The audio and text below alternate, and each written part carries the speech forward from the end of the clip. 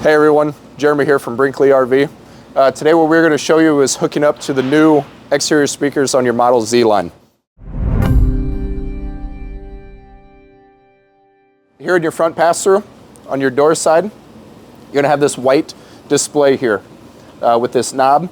It's also coming from the factory. It's going to have this under your knob. Simply you can just pull it off, put it back on after you take your bag off. So this is going to have your Bluetooth ID on it, Model Z exterior speakers, and also the standard passcode for these, 00000. Okay, so simply turn this until it will click. Power button will flash, your Bluetooth status will then flash as well. Again, I have an Apple phone, so it might be different for Android customers, but in your settings menu, you're going to hit your Bluetooth. Other devices that you haven't paired to, here you got your Model Z exterior speakers.